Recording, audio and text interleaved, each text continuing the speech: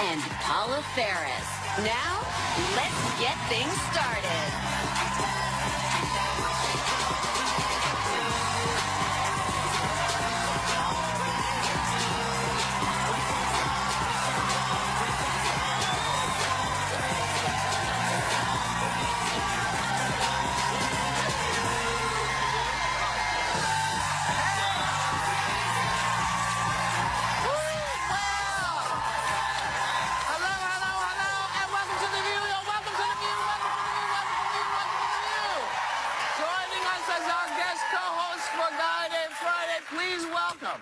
Radio game show host, man, actor, funny dude, king, D.L. Hughley. So, just to get it started, this is what happened yesterday. The leaks are absolutely real. The news is fake. To be honest, I inherited a mess. It's a mess. How many times do I have to answer this question? Can you just say Russia yes or no is on a it? ruse. Are you going to include the Congressional Black Caucus and the Congressional Well, I Hispanic would. Caucus? I tell you what. Do you want to set up the meeting? Do you want to set up the meeting? No, no, no. Are they friends of I'm yours? Just a reporter. No, set up the meeting. I am the least anti-Semitic person that you've ever seen in your entire life. Number two, racism. The least racist person. It wasn't even about that. So, my question is like, there's a lot of carrying on and strutting and finger point. What's he distracting us from? What the hell went on yesterday? What happened? Last time I saw a dude ran in a rave like that, the police came and got him. Like, really, you're going to have to ride with us. I think that any man that wears a comb over, I have a theory about it, looks in the mirror and lies to himself every day. Right? So if you can lie to your face, you can lie to Americans. It's really not that hard. You know, I just think when he says the whole anti-Semitic thing that those racist attacks are up, what, 2,000, there have been 2,000, which is, I mean, if you're going to be racist, at least learn how to draw a swastika. Like, that's, like, I don't know if it's a swastika or is Zorro just left. What, you know, is you calling me a name or invite me to play tic-tac-toe? I don't know what's happening. Well, you know, he lies. We know he lies. Everybody knows it now. You know, he's also given to hyperbole, as they say. He exaggerates everything. So one of my favorite things he said was, we'd have a nuclear holocaust like no other. The ratings would go through the roof. That's how great this nuclear holocaust would be. So, I mean, in a way, it's not funny. He's talking about a nuclear holocaust. He says things like, if I blew that boat out of the water, that Russian boat, a lot of people would think that was great. These types of, like, really volatile statements that he makes, I think are really dangerous.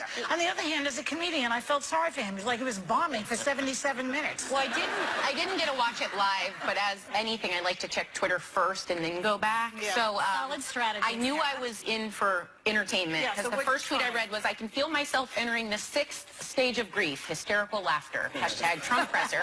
And then another guy wrote, I think America should go stand in the corner and think very hard about what it's done, hashtag timeout, hashtag naughty step, hashtag Trump's presser. The naughty step. But, you know, we talked about this.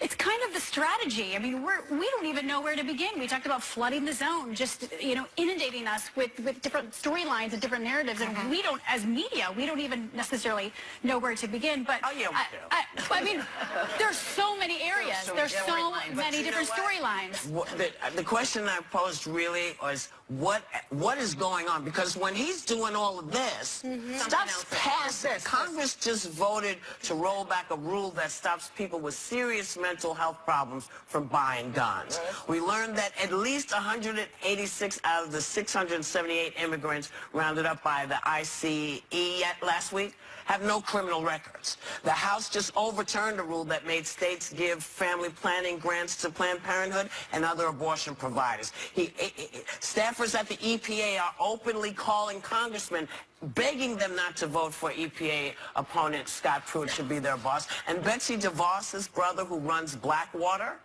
and supported Trump, is reportedly offering to set up military training camps for the Chinese government. What the hell is going on? Well, none of that's going to happen. Well, listen, that's what we've been saying for a while. He's been doing all kinds of stuff, but the real stuff that people voted him in for is not the stuff he's doing. The stuff that people want from him, he does not seem to be able to give. And maybe it's because President Bannon hasn't given him the words to use yet.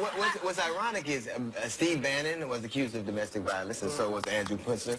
This cat has, he has wife beaters in his cabinet, so I don't know if he's, filling his cabinet or casting an Ike Turner review. I don't know what he's doing, but I think it's sad. It's sad to me that these kinds of things are happening, but you have to have expected it. This is what a large percentage I enjoy some of it, though, but he can't answer a question directly. He cannot answer. He doesn't know the answers. No. If he doesn't know the answer, he deflects. Yeah. So I suggest that the reporters should ask him questions like, President Trump, where'd you buy that suit, at the Men's Warehouse?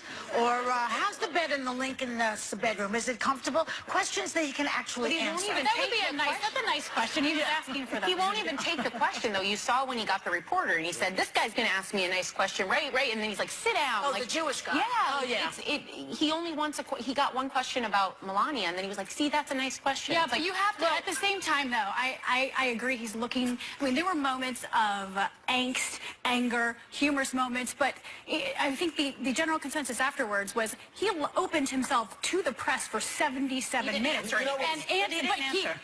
But he opened himself up and tried to answer some of those questions. And, to your point, Whoopi, I do think whether or not you voted him in or not, he is trying to fulfill some of those promises. Defunding Planned Parenthood, one of the first executive actions or orders was to limit abortion rights, building the wall. So he is fulfilling some of those campaign promises. The wall is too expensive. It's not going to happen. The law said to him, listen, you have to work within the laws. There are certain things that we have that you can't mess with. But for me, listen, whether you voted him in or not, there are a lot of questions that need to be answered. Certainly. And this is a gentleman who talks a lot about fake news, but puts fake news out there, says he won, by 300 and some odd, and the reporter got up and said, no, dude, you didn't. To be fair, the guy, he got that stat from a guy who went to Trump University, so... I look at Donald Trump and I'm glad, and I swear to God, I'm glad the first black president wasn't that dumb. I swear to God, that dude. It's hard to call out the news.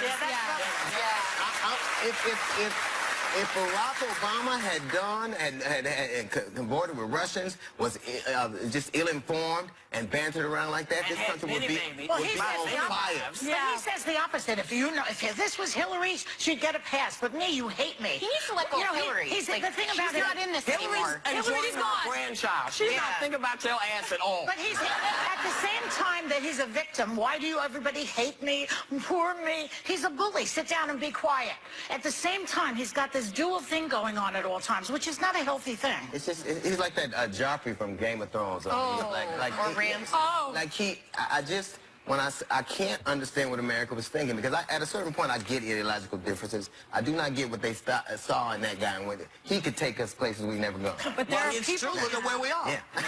Well, that's true. In some good news, today's Black History Month FYI celebrates two artists who helped define dance in America. Katherine Dunham revolutionized American dancing by incorporating Caribbean folk dance into her choreography. She was one of the 20th century's most successful dancers in America and Europe, and ran the only self-supported black dance troupe of its time, the Katherine Dunham Dance Company.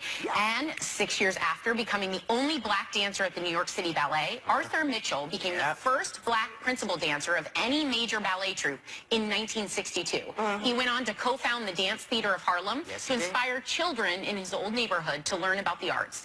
It rose to become one of the premier ballet companies in the U.S. So a big bravo to both. And you know what? That funding, all that wonderful government funding that we used to get for these kinds of programs have all been cut.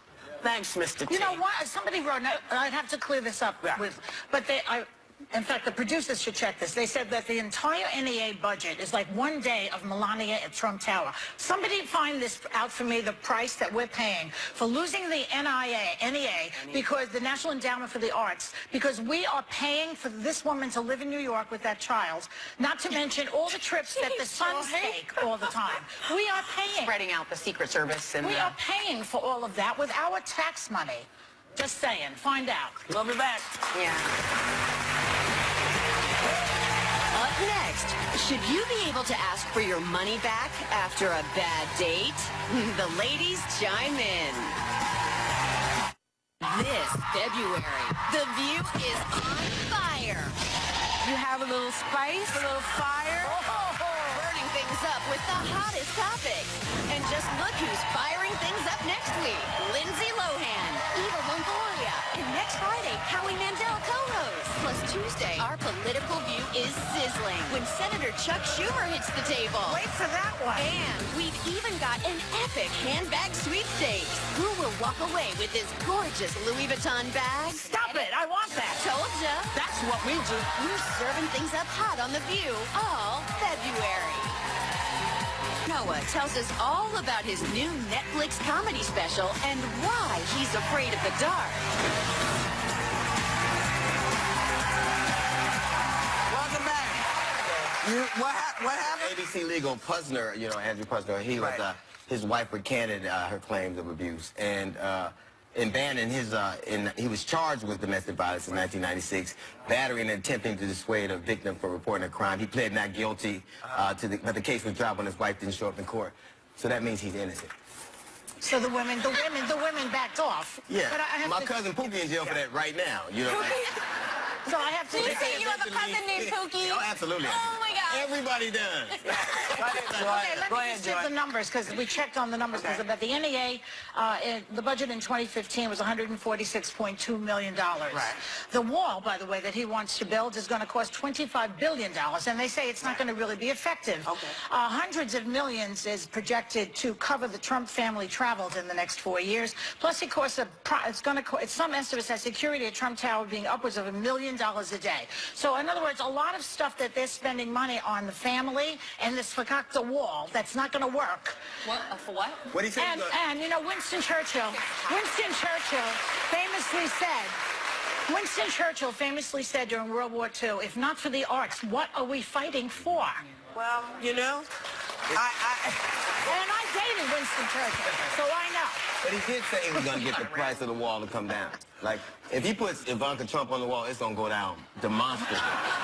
They'll be selling it at Marshall. So it, There's something I know the administration went on record with ABC News and said the cost of building the wall would be, you know, in the billions. 25 billion. 25 billion, but the money saved every year because how much the drug industry costs America is somewhere like 250. If the wall is not going to correct that. I'm not saying it's going to. That's their response. That's their response. yeah, it's a whole thing. You know, please, just discussing it anymore is too much. Let's move on.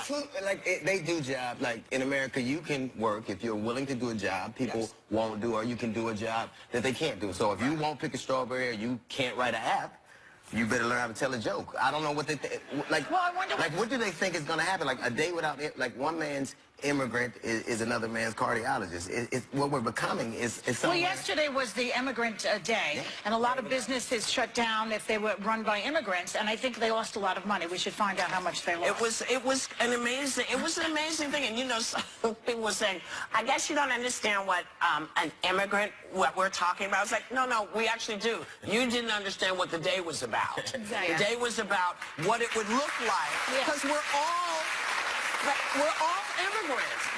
Unless you're a Native American, you come from immigrants. And what the point was is whether, you know, what he's discovered, and I have to tell you, I'm a big fan of the law. Sometimes the law doesn't work the way you want it to, but sometimes it does. And basically, this judicial system has said, hold on, you can't do this. You can say, maybe we're going to stop you, but if you've never come here before, we're going to put 90 days before you can come. But you're not going to be able to take people who have worked their behind off, who have tried to get here, who have done it right. You can't stop that. So what he's learning is what is okay. What is okay and what is not okay. And, you know, everybody has to figure it out. Everybody has to figure it out. But I just want to clear one thing up because he suggested a couple of things that I want to just kind of clear up. You know, he says he inherited a mess. Yeah. Actually not.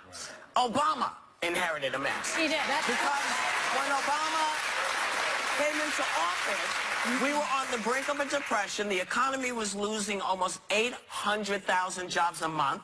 Unemployment was 7.8, headed to 10. The car industry was facing doom. We were still at war in Iraq and Afghanistan. Gays couldn't get married. Obama created 11.3 million jobs, job growth for 75 straight months. 75 straight months. In Obama's last month, unemployment was at just 4.7. And Trump just he just put the Goldman Sachs guy in charge of the Treasury Department. You remember the guy that got us towards the depression? Well, he's now in charge of the money. Yeah. Okay. But there's something to be said, too, and I think that Obama absolutely, unequivocally inherited a mess. Yeah. But if you look at the numbers, too, of the jobs, yes, the jobs are out there, but the temporary jobs, many of them don't offer benefits, and people have to have 3 jobs. We now have, we have overnight daycare. I get that. Sorry, I'm just qualifying the jobs. But you're qualifying in a way that is trying to justify something that you can't justify. Not you. I'm not saying you. I understand what you're doing. But generally, you know, the general? Obama came in Duda. He did. And got told, we're not giving you any, we're not helping, we're not doing anything. Yeah. In 8 years with no help, this is what this man did. Yes. And this guy says, mess, no mess. We'll be right back.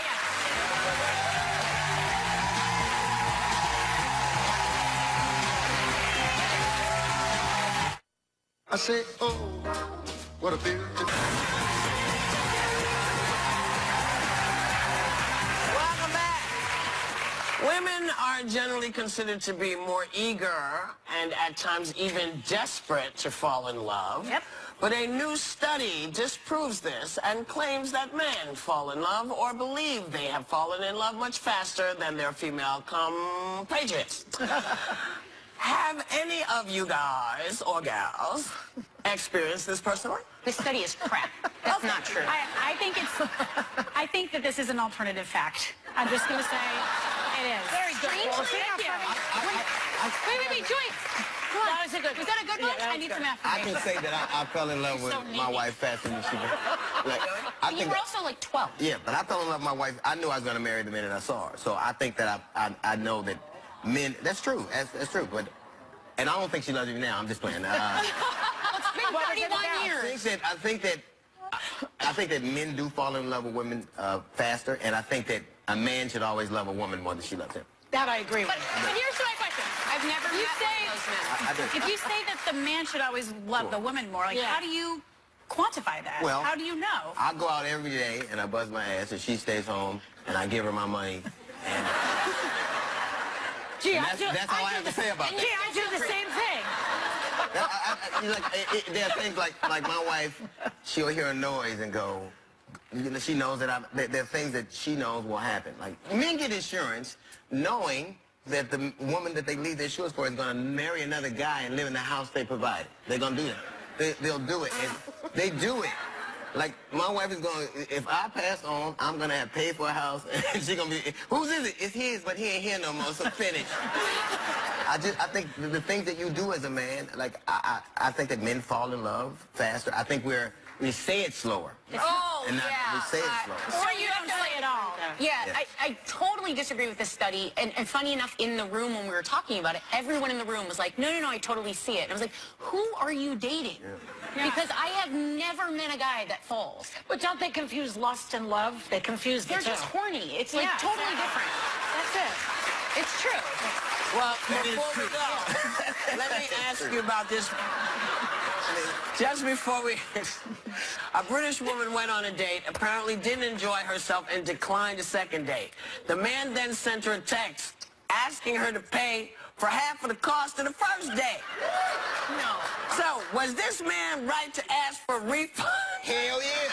Hell yeah. No, I'll tell you something. Yeah. I'll tell you something. If that happened to me, I would pay him back with interest just to get him off my back. Well, that's the problem. He wasn't on your back. Goodbye. Here's what, the funny thing about women. Like, women will have a man in their life that they had sex with that doesn't count. Like, I was drunk, or I wasn't going through an emotional time. Men should be able to get money back. If you, like, a successful date to us is as we have a laugh and you give me some. And if you ain't gonna excuse me. Are we a product? Are we a product? DL. You said a woman has one man. A man has like 10 women that he's like, it's nothing. It's nothing. Well, that's their payback. That's true. I just feel like a 5-cent bottle of orange soda. We'll be right back.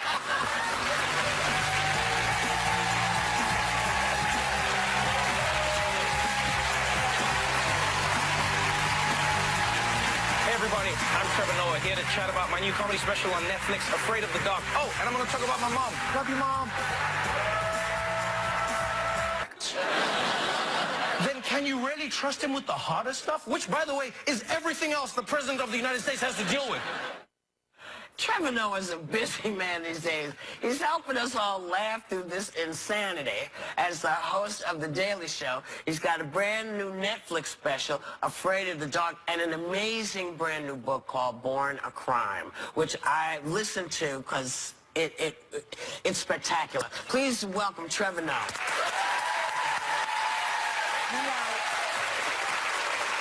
So you took over The Daily Show. You kind of thought it was going to be interesting, and then you're in the middle of another poop storm.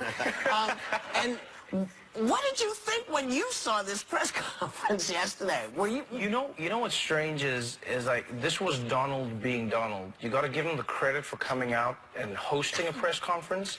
Part of me goes, this is. You know what's funny is in the beginning he's just reading. And he's doing well. He's just reading the words. He's got people writing that. Yeah. Right. Yeah. And then it's almost like he realizes this is boring.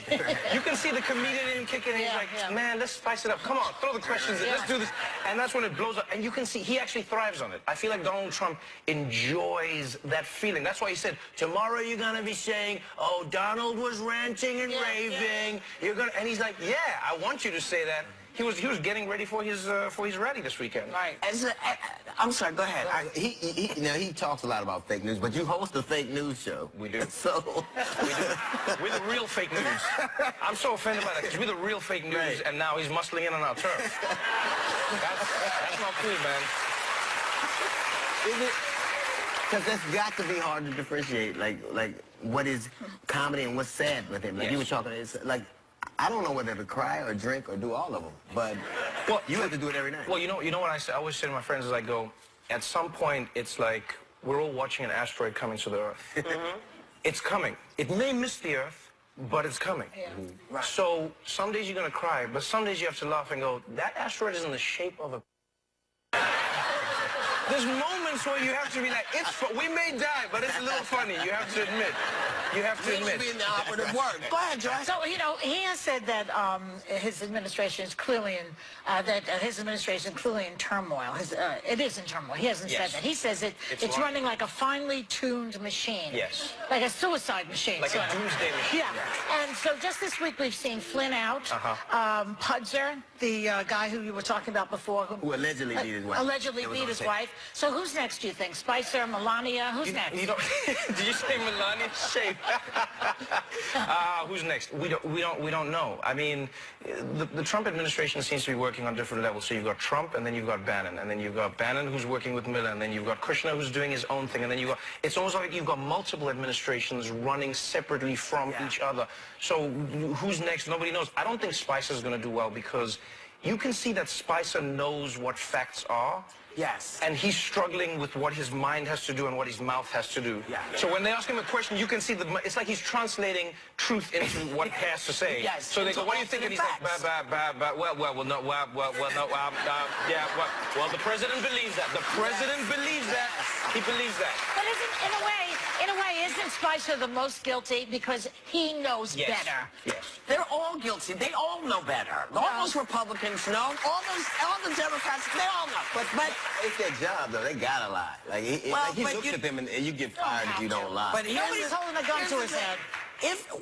And the question, I guess, I want to ask you, because you grew up under apartheid. Yes. Okay? So you know what racism looks like. You've seen all the variations that it comes in. Yes. And so when you look at this, do you think people are not being clear about what they're seeing and hearing when he makes certain statements that he's made? Well, here's the thing you have to acknowledge in America. In South Africa, we were lucky in that we were suffering through racism, but in the most blatant form. It was uncut, it was pure. Everyone said, I'm a racist, this is what I feel.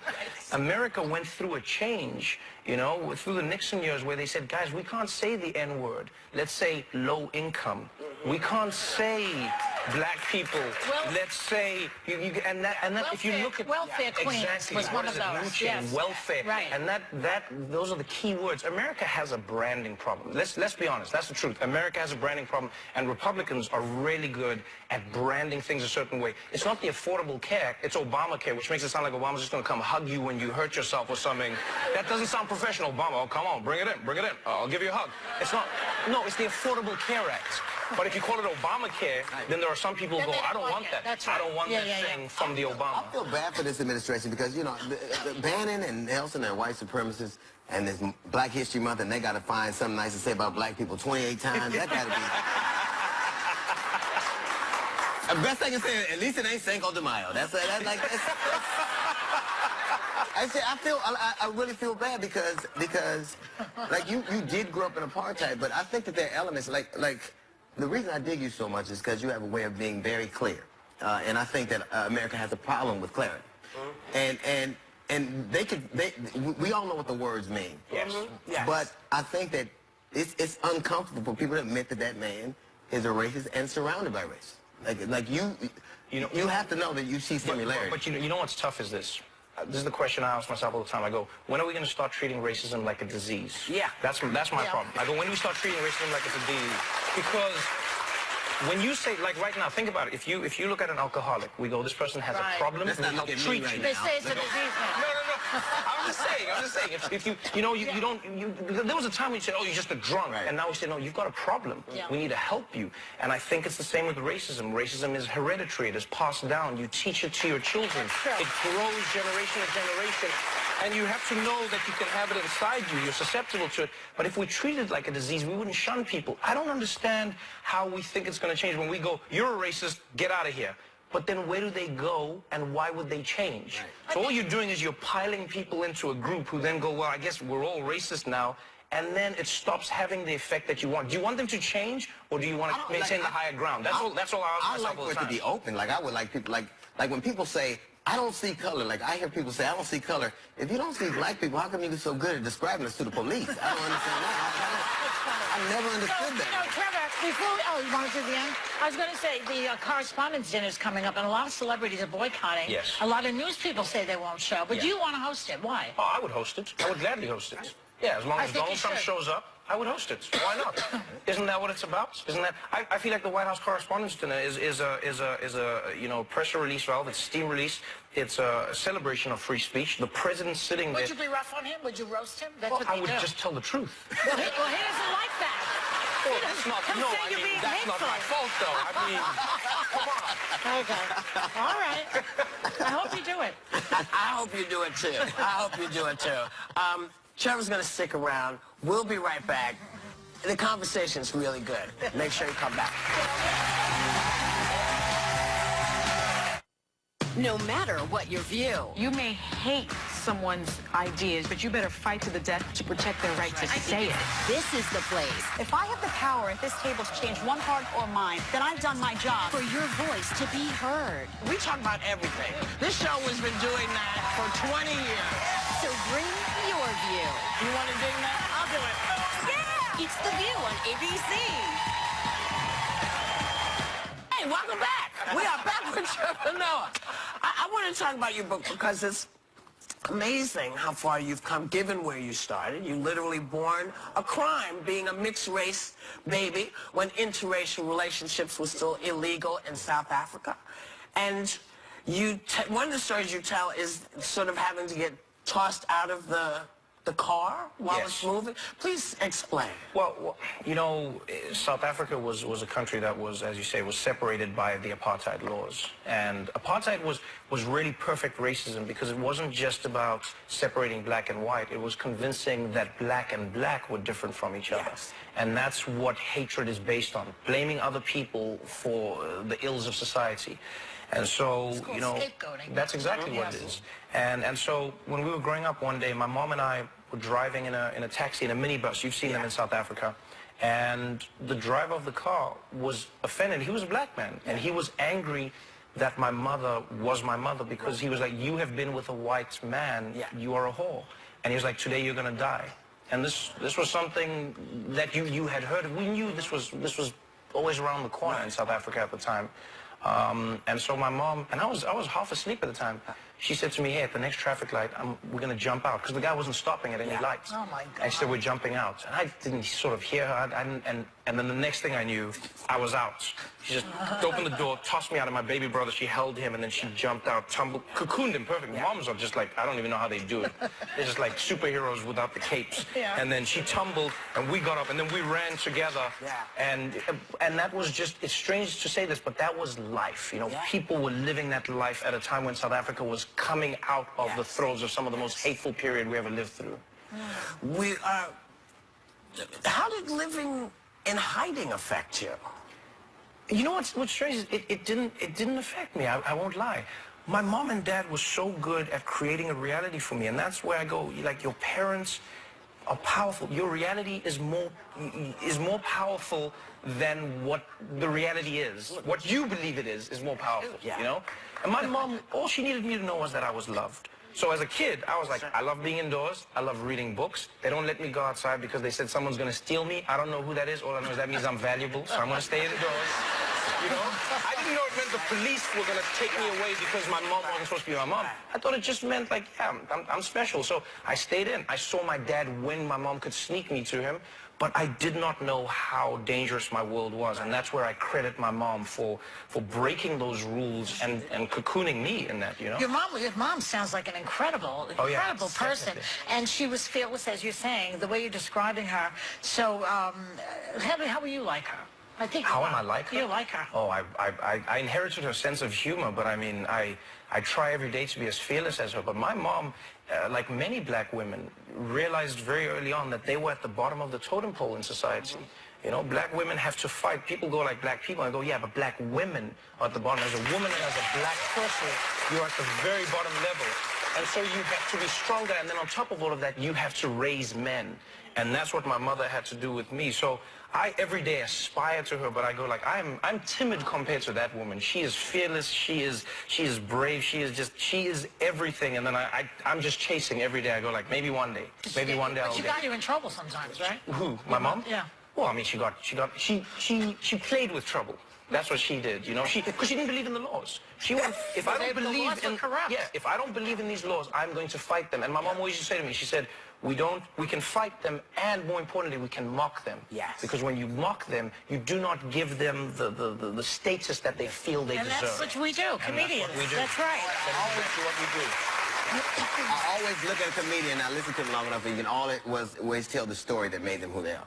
Like, it breaks most people, and it's the thing we laugh at. And you talked about your mother, and I remember, it's funny because I was watching Beyonce during the Grammys, and everybody was lauding how, and she looked beautiful dancing pregnant, and I was like, every mother I knew went to work pregnant. Like, everybody I knew. Yeah. Black mothers had a baby in the break room and went back to work. Right. Like, That's right. And so, and it's that kind of thing. It's so funny because when you have that kind of confidence, I was reading that it said you had low self-esteem and it was hard for you to talk to girls. Yeah. So that doesn't seem that. Oh no, but I mean, you know, it's funny. We only see people as we see them, right? So that's what people even say. You know, when black celebrities talk on TV, or when women who are successful talk on TV, they go, "Oh, you say women are oppressed? You're hosting a show. You say black people are oppressed, but you got some jewelry."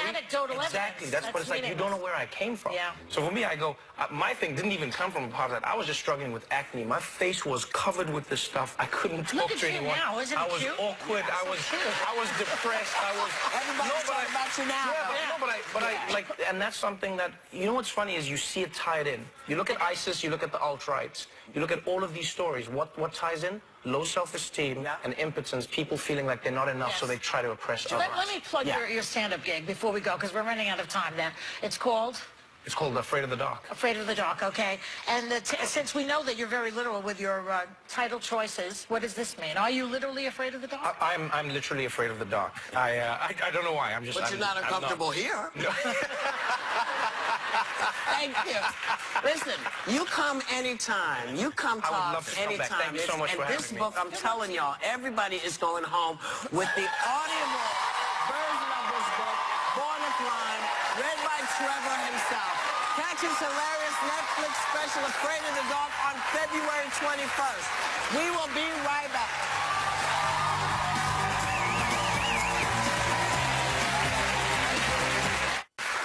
Hey, you're really busy with your radio show and the comedy tour and the comedy Get Down tour. Me, George Lopez, Ed the Entertainer, Charlie Murphy, and Eddie Griffin will be in Orlando tomorrow. Love that. Yeah. And speaking of politics, on Tuesday we're going to be joined by Senate Minority Leader Chuck Schumer.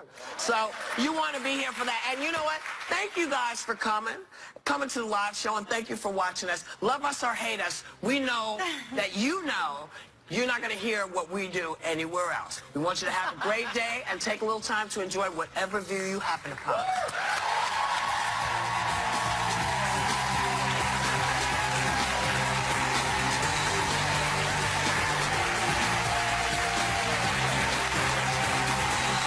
Sarah Haynes and Paula Ferris. Now, let's get things started.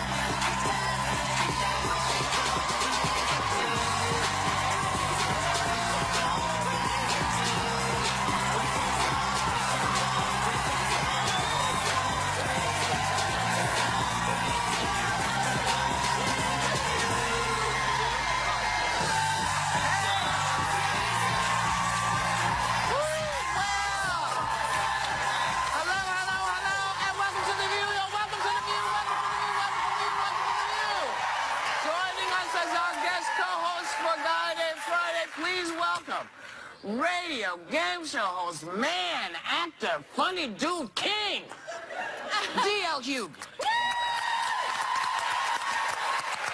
So, just to get it started, this is what happened yesterday. The leaks are absolutely real. The news is fake. To be honest, I inherited a mess. It's a mess. How many times do I have to answer this question? Can you just say Russia yes or no is on a it? ruse. Are you going to include the Congressional Black Caucus and the Congressional Well, I Hispanic would. I Caucus tell you what. Do you want to as well set as up the on meeting? city- Do you want to set up the meeting? No. Are they friends of I'm yours? Just a reporter. No, set up the meeting. I am the least anti-Semitic person that you've ever seen in your entire life. Number two, racism. The least racist person. It wasn't even about that. So, my question is like, there's a lot of carrying on and strutting and finger point. What's he distracting us from? What the hell went on yesterday? What happened? Last time I saw a dude ranting and raving like that, the police came and got him. Like, really, you're going to have to ride with us. I think that any man that wears a comb over, I have a theory about it, looks in the mirror and lies to himself every day. Right? So if you can lie to your face, you can lie to America's. It's really not that hard. And you know, I just think when he says the whole anti-Semitic thing, that those racist attacks are up, what, 2,000, there have been 2,000, which is, I mean, if you're going to be racist, at least learn how to draw a swastika. Like, that's, like, I don't know if it's a swastika or is Zorro just left. What, you know, is you calling me a name or invite me to play tic-tac-toe? I don't know what's happening. Well, you know, he lies. We know he lies. Everybody knows it now. You know, he's also given to hyperbole, as they say. He exaggerates everything. So one of my favorite things he said was, we'd have a nuclear holocaust like no other. The ratings would go through the roof. That's how great this nuclear holocaust would be. So, I mean, in a way, it's not funny. He's talking about a nuclear holocaust. He says things like, if I blew that boat out of the water, that Russian boat, a lot of people would think that was great. These types of, like, really volatile statements that he makes, I think are really dangerous. On the other hand, as a comedian, I felt sorry for him. He's like he was bombing for 77 minutes. Well, I didn't get to watch it live, but as anything, I like to check Twitter first and then go back. Yeah. So Solid strategy. I knew I was in for entertainment because so the first tweet I read was, I can feel myself entering the 6th stage of grief, hysterical laughter, hashtag Trump presser. And then another guy wrote, I think America should go stand in the corner and think very hard about what it's done, hashtag timeout, hashtag naughty step, hashtag Trump's presser. The naughty stuff. But, you know, we talked about this. it's kind of the strategy. I mean, we don't even know where to begin. We talked about flooding the zone, just, inundating us with different storylines and different narratives. And we don't, as media, we don't even necessarily know where to begin. But I mean, there's so many areas. There's so many different storylines. The question I posed really was, what is going on? Because when he's doing all of this, stuff's passing. Congress just voted to roll back a rule that stops people with serious mental health problems from buying guns. We learned that at least 186 out of the 678 immigrants rounded up by the ICE last week have no criminal records. The House just overturned a rule that made states give family planning grants to Planned Parenthood and other abortion providers. Staffers at the EPA are openly calling congressmen, begging them not to vote for EPA opponent Scott Pruitt to be their boss. And Betsy DeVos's brother, who runs Blackwater and supported Trump, is reportedly offering to set up military training camps for the Chinese government. What the hell is going on?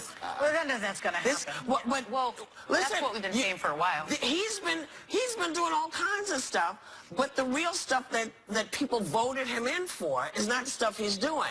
The stuff that people want from him, he does not seem to be able to give. And maybe it's because President Bannon hasn't given him the words to use yet. What's ironic is Steve Bannon was accused of domestic violence, and so was Andrew Kunstler. This cat has, he has wife beaters in his cabinet, so I don't know if he's, filling his cabinet or casting an Ike Turner review. I don't know what he's doing, but I think it's sad. It's sad to me that these kinds of things are happening, but you had to have expected it. This is what a large percentage. I enjoy some of it, though, but he can't answer a question directly. He cannot answer. He doesn't know the answers. No. If he doesn't know the answer, he deflects. Yeah. So I suggest that the reporters should ask him questions like, President Trump, where'd you buy that suit, at the Men's Warehouse? Or how's the bed in the Lincoln bedroom? Is it comfortable? Questions that he can actually answer. That would be that's a nice question. He was asking for that. He won't even take the question, though. You saw when he got the reporter, and he said, this guy's going to ask me a nice question, right? And then he's like, sit down. Oh, the Jewish guy. Yeah. Oh, yeah.